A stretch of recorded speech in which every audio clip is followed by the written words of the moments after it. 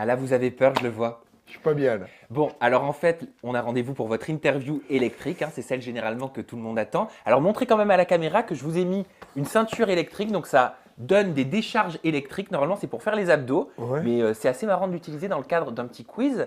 Parce que D'accord. là, tout de suite, c'est votre interview électrique. Raphaël, c'est votre interview électrique. Ça veut dire qu'autour du ventre, là, vous avez la ceinture qui va envoyer les décharges électriques. C'est ça. On va débuter à 20 en intensité. C'est déjà beaucoup. Vous allez voir, ça va, c'est très correct, ça picote un petit peu. À chaque mauvaise réponse, je rajoute 5% de décharge électrique. Ok? Donc, Regarde, je vais prendre ma tasse dans la main quand même. Si, hop. Oui, Tu vois, on va faire attention je quand te- même. Allez, c'est parti. On y va. On commence, Raphaël, avec la première question de culture générale. Qui a inventé les transports en commun modernes? Est-ce qu'il s'agit de Séraphin Lampion? Est-ce qu'il s'agit de Blaise Pascal? De René Descartes? Je Ou sais. de Eugène Poubelle? Blaise Pascal. Blaise Pascal, est-ce que vous êtes sûr? Je sais pas, j'ai vu ce prénom tout à l'heure, alors oui. Oui, vous avez regardé, mais là c'est une petite triche. Mais à partir de la deuxième question, ne vous inquiétez pas, c'est plus possible. Par contre, D'accord. moi de mon côté, j'ai oublié de mettre à 20. Donc je mets à 20. Vous inquiétez, non, vous regardez. Là on est à 14. Attention, faut pas tricher. Hein. Est-ce que vous sentez quelque chose? Bah, ça me pique. Ça pique? Ah, c'est ça là. Oui, Ouais. mais attendez. Là c'est supportable. Mais là, il y a un truc qui me pique dans le ventre, c'est ça? Oui, c'est normal. Ok, d'accord. C'est normal, ça va, c'est supportable? Ah, mais ça me pique là, vas-y. Commence à la deuxième On passe question. à vite. la deuxième question. Qui était le premier président de la République? Est-ce qu'il s'agissait d'Adolphe Thiers, de Charles de Gaulle, de Raymond Poincaré ou de Louis-Napoléon Bonaparte? Mes couilles. Attendez, répète les quatre là. Louis-Napoléon Bonaparte, Raymond Poincaré, Charles de Gaulle ou Adolphe Thiers? Charles de Gaulle. Vous êtes sûr? Ouais. C'était une mauvaise réponse. C'était Napoléon Bonaparte qui, suite à un coup d'État le rendant inéligible pour plus d'un mandat, il est devenu Napoléon III D'accord. et on rajoute 5%. Voilà. Ouais, mais Et ça pique. à 25. Allez, question 3. On enchaîne, Raphaël. Quelle est la valeur du pH du Coca-Cola? Est-ce qu'il s'agit de 2,3, de 4,5, de 5,3 ou de 7? 2,5. 2,5, malheureusement, ce n'était pas une proposition. C'était Attends, 2,3. Bah, c'est ça, bah, c'est pareil, c'est 2,3. Allez, je vous Je bois tous l'accorde. les jours du coca. Allez, je C'est vous ça. l'accorde. Le pH du Coca est à 2,3 et en Génie. fait, le pH donc mesure l'acidité d'une solution. On D'accord. passe à la quatrième question. Comment se nomme la peur du nombre 13? Alors là, c'est un petit peu compliqué. Est-ce que c'est la catagélophobie?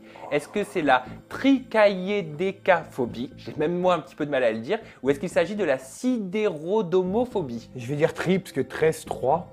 Donc, je vais Oh dire là tri. là, vous m'épatez, mais c'est bien ça. C'était ça, exactement. Le nombre 13, généralement, est associé à la religion. Il faut savoir que Judas était le 13e apôtre et il avait trahi Jésus. Voilà. Et oui, je me prends pour Laurence Boccolini. On passe à la cinquième question, Raphaël. Vite. Que fête-t-on le 14 juillet en France? La fête nationale. Est-ce qu'il s'agit de la fête de la Fédération, de l'armistice de la guerre de 14-18 ou de la prise de la Bastille? Armistice, 14-18. C'est une mauvaise réponse, Raphaël. La bonne réponse était on fête la fête de la Fédération. Et c'est Louis Ouais. XVI qui, à cette date-là, avait fait une commémoration. C'est la fête nationale, c'est pareil, c'est ce que je t'ai dit. C'est une commémoration, on Oh, mais- rajoute 5%. C'est à pique, non. Oh, Allez, on passe à la sixième question. faut que ça s'arrête là. Quel laboratoire a inventé, sans le vouloir, le Viagra?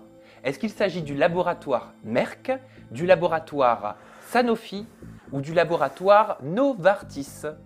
Celui que je connais le plus, c'est quel? C'est Novartis ou Sanofi? Je dirais un des deux. Une réponse? Ça fait Attends, mal? Viagra, Novartis. Je vais dire Novartis, il y a un V dedans. Malheureusement, c'est la C'est pas mauvaise ça. réponse. Il s'agit du laboratoire Merck. Et Ah bah. à la base, le laboratoire voulait tester des médicaments pour la diarrhée. Et puis finalement, les personnes qui l'ont testé ont dit qu'ils avaient le pantalon qui avait tendance à grossir. Voilà, donc une érection. Et on rajoute 5% au niveau. On est à la combien de questions là? On est presque sur la fin, on est à la 7e question. Ça fait mal? Un petit peu quand même. Allez, mais ça fait les abdos. On continue. La clémentine est un croisement entre quelle variété de fruits? Ah putain. Est-ce qu'il s'agit du citron et de l'orange, de la mandarine et du citron, ou de la mandarine et de l'orange? Il y a un piège là-dedans, c'est pas possible. Alors, La la clémentine clémentine. est un croisement entre quel fruit et quel fruit? Le citron et l'orange, la mandarine et le citron, ou la mandarine et l'orange?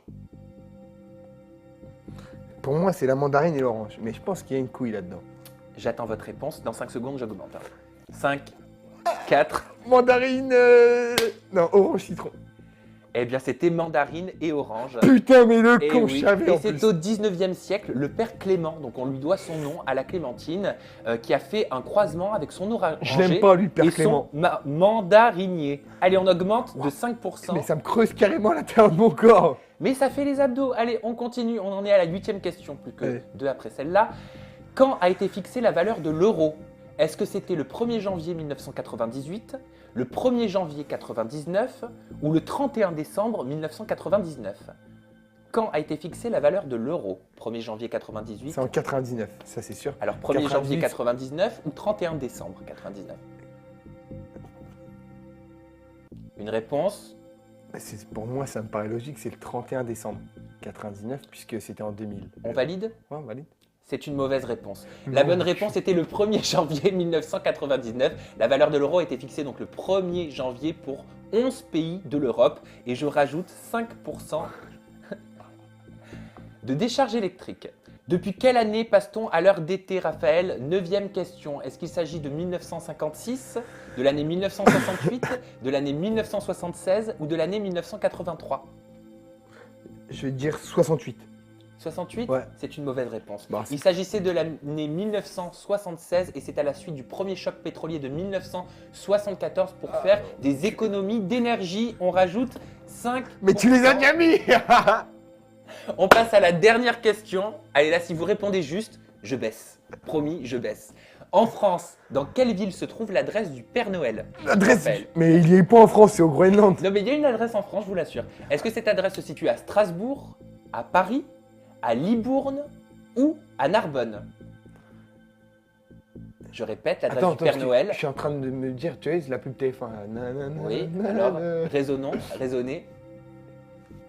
L'adresse Il du me Père semble que Noël. c'est Strasbourg, si je dis pas de conneries. Est-ce que vous validez cette Je proposition suis de réponse? obligé de valider. Strasbourg, on valide.